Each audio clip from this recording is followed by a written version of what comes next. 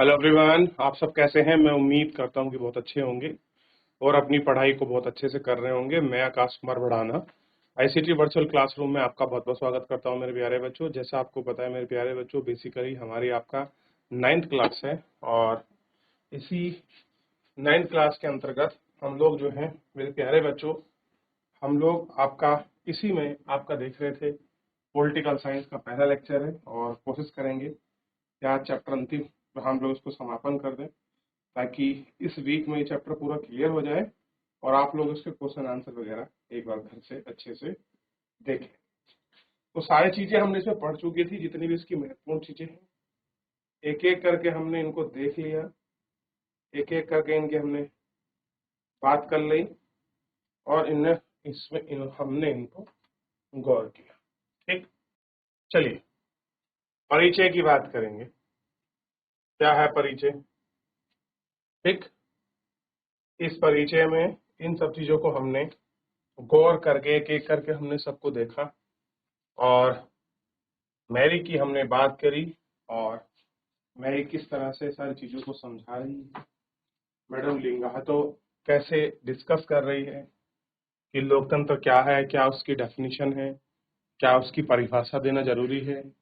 इन सारे मुद्दों पर, इन सारी चीजों पर आपका डिस्कशन हो रहा था और इसी डिस्कशन को हम लोग आपका गौर करके एक एक करके हम लोग आपका देख रहे थे और बात भी कर रहे थे कि क्या कैसे कुछ है। ठीक, तो हमने इन सारी चीजों पर अच्छे से गौर करा और इन सब चीजों को आपका जानने का जो है प्रयास किया है। ठीक है, तो एक सरल परिभाषा को हमने पढ़ लिया कि क्या आपकी सरल परिभाषा है, जैसे आप इसको समझ सकते हैं, इसमें देख सकते हैं। ठीक है जी, ठीक, तो आगे बढ़ते चलिए।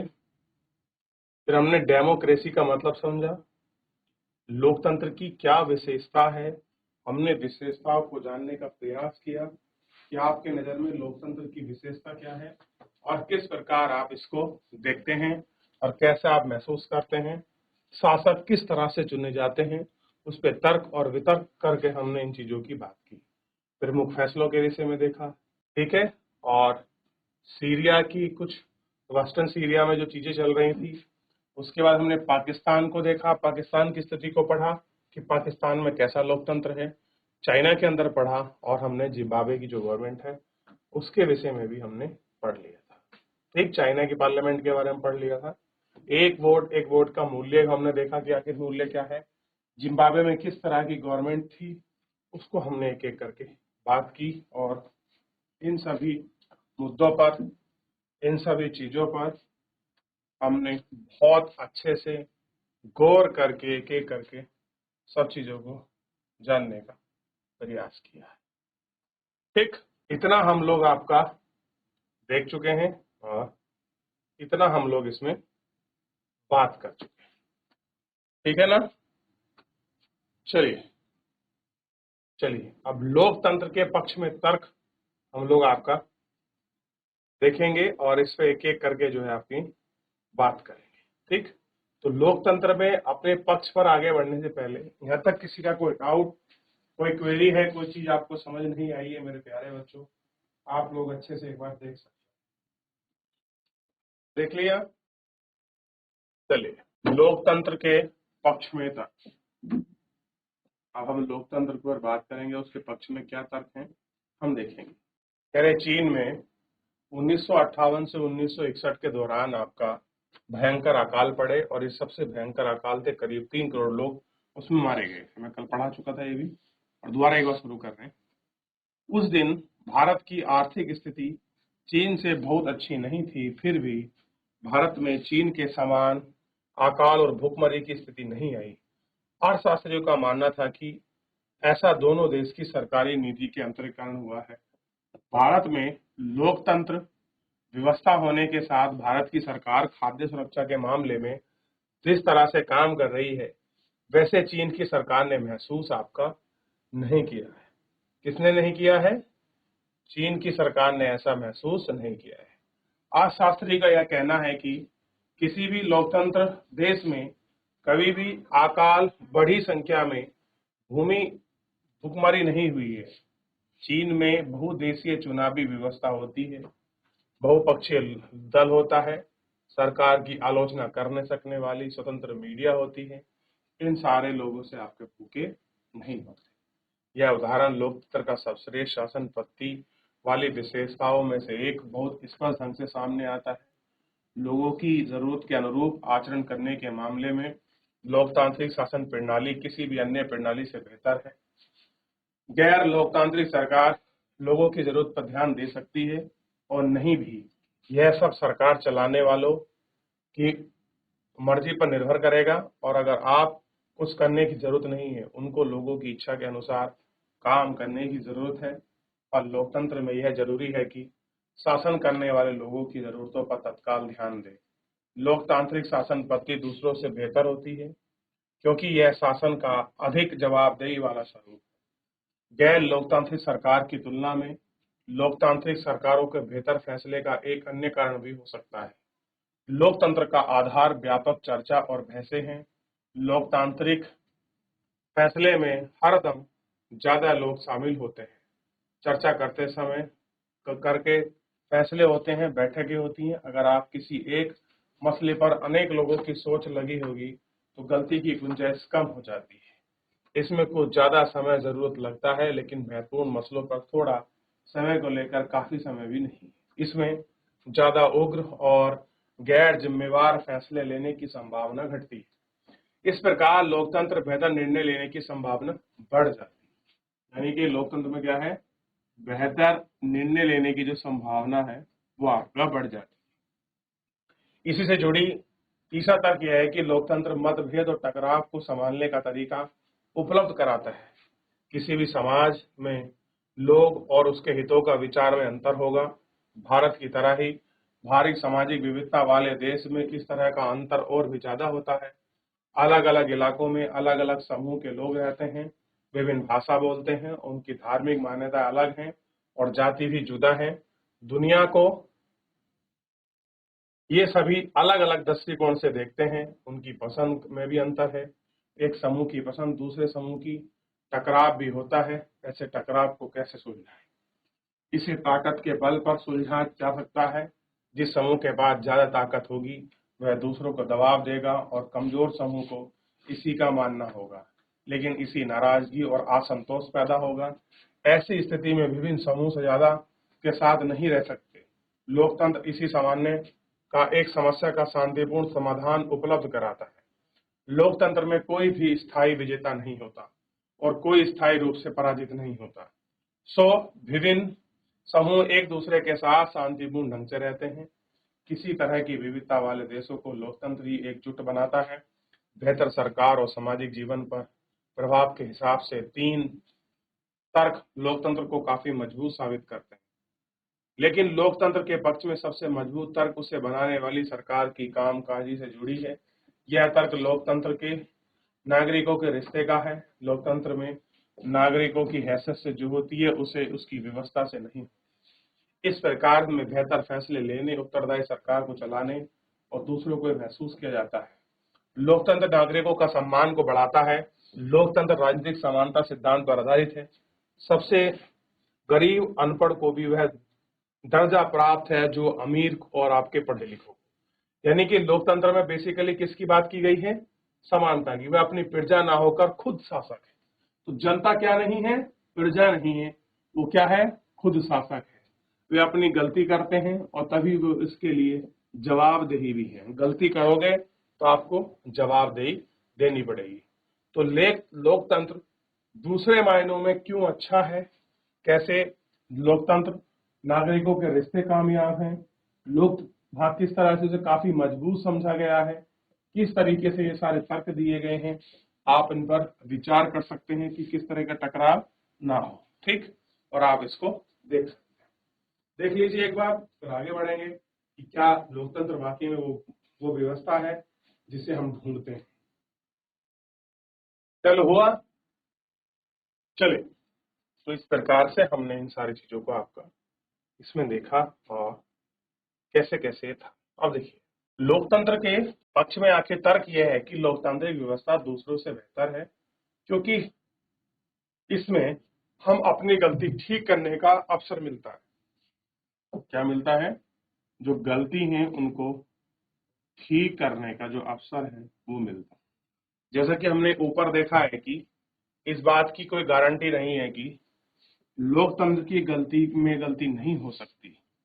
किसी भी किस्म की सरकार की गारंटी नहीं देता। इस मामले में लोकतंत्र का लाभ यह है कि इसमें गलती से ज्यादा और कुछ नहीं छुपा है।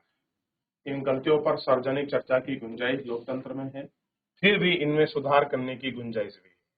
इसका मतलब यह है कि शासक समूह अपना फैसला बदलते शासक समूह पर ही बदला जा सकता है। गैर लोकतांत्रिक सरकार में ऐसा नहीं किया जाता। चलिए अब हम इस पर चर्चा करें। समेटे लोकतंत्र में ये सब चीजें दे सकते हैं और इस पर समस्या का समाधान है, लेकिन यह साफ तौर पर उन सभी व्यवस्थाओं से बेहतर है जिन्हें हम जानते हैं। दुनिया के लोगों का अनुभव है कि अच्छे फैसले के लिए बेहतर अवसर उपलब्ध कराता है। इसमें लोग की इच्छा बेहतर किए जाने की संभावना है। इसमें अलग अलग तरह के लोग बेहतर ढंग के साथ रह सकते हैं। इसमें कुछ काम कर सकते हैं, असफल रहते हैं। इसमें गलती सुधारने की संभावना है। इसमें सभी नागरिकों और ज्यादा सम्मान मिलता है। इसकी वजह से लोकतंत्र को अच्छा शासक व्यवस्था माना जाता है। कि भैया क्या मिलता है इसमें? आपका लोगों को सम्मान वगैरह अच्छा मिलता है। इसीलिए हम कह सकते हैं कि ये व्यवस्था कैसी है? लोकतांत्रिक व्यवस्था ज्यादा अच्छी है और इसीलिए हम इसको आपका देखते हैं। अब देखिए, हम मतदाता बहुत नाराज हैं।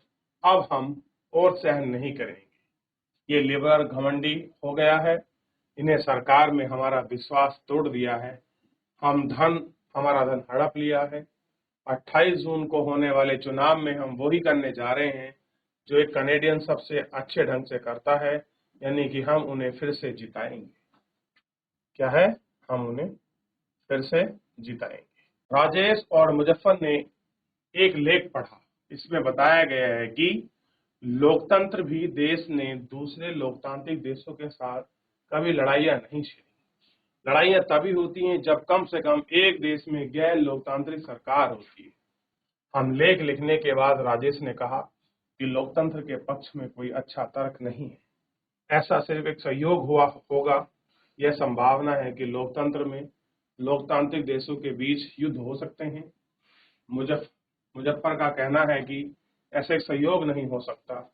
लोकतंत्र में जिस तरह से फैसले लिए जाते हैं उसमें युद्ध होने की आशंका काफी कम हो जाती है। क्या है? काफी कम हो जाती है। ठीक, इस अध्याय में हम लोकतंत्र की एक सीमित और वितरणात्मक शैली पर चर्चा करेंगे। हमने शासन के एक स्वरूप के तौर पर लोकतंत्र को समझा है। लोकतंत्र में की व्याख्या हमने न्यूनतम विशेषताओं या गुणों की पहचान करती है जो लोकतंत्र की जरूरत है। हमारे समय में लोकतंत्र का सबसे अच्छा आम रूप प्रतिनिधित्व वाला लोकतांत्रिक देश है जिसमें लोकतंत्र होने की बात की गई है। वह हम सभी लोग शासन नहीं चला सकते। सभी लोगों की तरफ से बहुमत के फैसले लेने का अधिकार होता है। यह बहुमत स्वयं शासन नहीं चलाता। बहुमत का शासन भी चुनने का प्रतिनिधियों के माध्यम से होता है और उनपे जरूरत हो जाता है, क्योंकि आधुनिक लोकतंत्र शासन व्यवस्था में इतने अधिक लोग होते हैं कि हर बात के लिए सबको बैठाकर सामूहिक फैसले कर पाना संभव नहीं है। ठीक, आधुनिक लोकतंत्र शासन व्यवस्था में इतने अधिक लोग होते हैं कि हर बात के लिए सबको सामूहिक फैसला करवाना संभव नहीं है। अगर यह संभव हो तो तब हर एक नागरिक के पास हर एक फैसले में भाग लेने का समय, इच्छा और योग्यता की कौशल नहीं है। अगर सबको हम ये चीज कर भी दें तो ना तो सबके पास समय है, ना योग्यता है और ना ही आपका कौशल है। इसमें हम लोकतंत्र को स्पष्ट और न्यूनतम जरूरतें समझ मिल सकती है। यह स्पष्टता से हमें लोकतांत्रिक और अलोकतांत्रिक सरकार में अंतर करने में मदद मिलेगी। लेकिन हमसे हमें एक सामान्य लोकतंत्र और एक अच्छे लोकतंत्र के बीच का अंतर की क्षमता नहीं मिल सकती। हम लोकतंत्र को सरकार पे जा नहीं सकते, समझ नहीं सकते। इसके लिए हमें लोकतंत्र के बेहतर अर्थ जो है आपके समझने होंगे। क्या है? बड़े अर्थ समझने होंगे। कई बार हम लोकतंत्र का प्रयोग सरकार को अलग संगठनों के लिए करते हैं। जरा कथनों पर गौर कीजिए। हम लोगों का परिवार काफी लोकतांत्रिक है। जब भी फैसला करना होता है तो हम सभी के साथ बैठकर अपनी सहमति से फैसले लेते हैं। फैसले में मेरे विचार में कभी भी उतना महत्व नहीं है जितना मेरे पिताजी का। मुझे वे शिक्षक नापसंद है जो छात्रों को बोलने और पूछने के अवसर की इजाजत नहीं देते। मैं ऐसा शिक्षक पसंद करूंगी जो लोकतांत्रिक मानसिकता का। एक नेता और उसके परिवार के लोग पार्टी के फैसले करते हैं। क्या लोकतंत्र की बात करेंगे? लोकतंत्र शब्द इस तरह से प्रयोग करने लेने की बुनियादी तरीके से उजागर करते हैं। लोकतांत्रिक फैसले का मतलब होता है उस फैसले से प्रभावित होने वाले सभी लोगों के साथ विचार विमर्श करना। तो जो लोग फैसले से प्रभावित हैं उनके साथ विचार विमर्श करना, स्वीकृति फैसले लेने को बढ़ाना, शक्ति होना। ठीक, उतना ही महत्व मिलता है जितना कि स्पष्ट है। ठीक, और अन्य संगठन पर भी इसी प्रकार लोकतांत्रिक एक ऐसा सिद्धांत है जिसका उपयोग जीवन के किसी भी क्षेत्र में हो सकता है। कई बार हम लोकतंत्र शब्द का प्रयोग किसी ऐसी मौजूदा सरकार के लिए नहीं करते जो कुछ आदर्शों के लिए करते हैं। इन्हें पाने का प्रयास सभी लोकतांत्रिक शासन को आपका जरूर करना चाहिए। इस देश में वास्तविक लोकतंत्र तभी आएगा जब हम किसी को भूखे पेट की सोने की जरूरत नहीं। तो रियल का लोकतंत्र कब माना जाएगा? जब किसी को भूखे पेट सोने की जरूरत नहीं पड़ेगी। अगला है, लोकतंत्र में प्रत्येक नागरिकों का फैसला लेने में समान भूमिका निभानी चाहिए। इसके लिए वोट के समान अधिकार की जरूरत नहीं है। क्या है? वोट के लिए समान अधिकार की जरूरत नहीं है। हर नागरिक को इसके लिए सूचना भी समान उपलब्धता है, बुनियादी शिक्षा है, बुनियादी संसाधन और पक्की निष्ठा होनी चाहिए। अगर हम इन आदर्शों के पैमानों के आधार पर आज की शासन व्यवस्था को परख लेंगे तो दुनिया में कहीं और लोकतंत्र नहीं। फिर भी आदर्श के रूप में लोकतंत्र की हमारी समझदारी हमारे बराबर हमें याद दिलाती है कि हम लोकतंत्र को इतना महत्व क्यों देते हैं। इसे हम मौजूदा लोकतांत्रिक व्यवस्था को परखने और उनकी कमजोरियों को पहचानने के लिए मदद मिलती है। इससे हम न्यूनतम या काम चलाऊ लोकतंत्र और अच्छे लोकतंत्र के बीच का अंतर समझने में मदद मिलेगी। ठीक, इसको हम लोग इस तरह से अगर हम समझेंगे तो हमें लोकतंत्र को समझने में आपकी जो मदद है वो आपका मिलेगी। तो एक बार जितना यहाँ तक पढ़ा है के बाद पूछ लीजिए। कोई डाउट आ रहा है किसी बच्चे का तो वो मुझसे पूछ सकता है। फिर आगे बढ़े। चलिए आगे बढ़ते हैं। अब देखिए, कह रहे कि इस किताब में हम लोकतंत्र की व्यापक अवधारणा की ज्यादा बातें नहीं है। हमने सिर्फ शासन के तरीकों में लोकतंत्र के कुछ बुनियादी संस्थागत स्वरूपों की चर्चा की है। अगले साल आप लोकतांत्रिक समाज में अपने लोकतंत्र के मूल्यांकन के तरीकों के बारे में और ज्यादा जानेंगे। इस समय हम सिर्फ इतना याद कर लेना जरूरी है कि लोकतांत्रिक जीवन में अनेक पहलू में प्रासंगिकता है और लोकतंत्र कई रूप में ग्रहण कर सकता है। समानता के आधार पर चर्चा, विचार विमर्श, बुनियादी सिद्धांत को माना जाए। लोकतांत्रिक फैसले ढंग से कई तरह का हो सकता है। आज की दुनिया में लोकतांत्रिक शासन व्यवस्था का सबसे आम रूप लोगों द्वारा चुने गए प्रतिनिधियों के माध्यम से शासन चलाना है। तो सबसे जो आम रूप है शासन व्यवस्था का वो आपको पता होना चाहिए। वो क्या है? ध्यान दीजिए, वो यही है जो लोगों द्वारा जो आपके प्रतिनिधि चुने गए हैं उनके माध्यम से शासन कैसे चलाया जाए। इस बारे में आप अध्याय 4 में ज्यादा विस्तार से पढ़ेंगे। लेकिन जब हम समूह छोटा हो तब लोकतांत्रिक फैसले लेने में दूसरे तरीके अपनाए जा सकते हैं। फिर भी सभी लोग एक साथ बैठकर वही सीधे फैसले ले सकते हैं। गांव की ग्राम सभा को इतनी काम करना चाहिए कि लोकतंत्र के फैसले कुछ और तरीके से कल्पना कर सके। ये और तरीके भी हैं जिनकी वो कल्पना कर सके। ठीक, इसका मतलब यह हुआ कि किसी भी देश की में आदर्श लोकतंत्र नहीं है। लोकतंत्र की जिन विशेषताओं पर चर्चा हमने इस अध्याय में की है वे लोकतंत्र की न्यूनतम शर्तें हैं, पर इससे आदर्श लोकतंत्र नहीं बनता। एक आदर्श लोकतंत्र में निर्णय लेने की प्रक्रिया लोकतांत्रिक होनी चाहिए। हर लोकतंत्र में इस आदर्श को अपनाने का प्रयास किया जाना चाहिए। यह स्थिति एक बार और अन्य एक साथ सभी में हासिल नहीं की जा सकती। इसके लिए लोकतांत्रिक फैसले की लेने की प्रक्रिया से बचा कर रखना, मजबूत करने की जरूरत है। लोकतांत्रिक तौर पर हम काम करते हैं, वह भी हमारे देश में लोकतंत्र को अच्छा या खराब बनाने में मदद करते हैं। यही लोकतंत्र की ताकत है, यही कमजोरी भी है। देश का भविष्य शासकों के कामकाज से ज्यादा नागरिकों के कामकाज पर आपका निर्भर करता है। यही चीज लोकतंत्र के अन्य शासन व्यवस्थाओं से अलग करती है। राजशाही, तानाशाही, एक दल शासन जैसी अन्य व्यवस्थाओं में नागरिकों की राजनीतिक हिस्सेदारी करने की जरूरत नहीं है। दरअसल अधिकांश गैर लोकतांत्रिक सरकारें चाहती नहीं है कि राजनीतिक में हिस्सा ले सके, लेकिन लोकतांत्रिक व्यवस्था सभी नागरिकों की सक्रिय भागीदारी पर निर्भर करती है। इसलिए लोकतंत्र के बारे में पढ़ाई हुई हो तो लोकतांत्रिक राजनीति पर भी हम ध्यान केंद्रित करना चाहेंगे। तो इस तरीके से जो है आपने पूरे लोकतंत्र के हर एक बेहतर बड़े पहलुओं को समझने का प्रयास किया, उनको देखने का प्रयास किया कि ये किस प्रकार से हैं, कैसे क्या है। तो एक बार और अच्छे से इसमें देख लीजिए। पूरा चैप्टर समाप्त हो चुका है।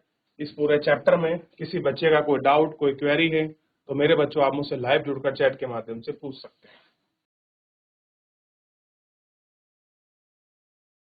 चलिए, तो फिलहाल मेरे प्यारे बच्चों, आज के इस लेक्चर में इतना ही। मिलते हैं नेक्स्ट लेक्चर में। तब तक आप एक बार घर जाकर पूरे चैप्टर को रिवीजन कीजिए। कोई डाउट, कोई क्वेरी हो तो मुझसे आप नेक्स्ट लेक्चर में पूछ सकते हैं। धन्यवाद।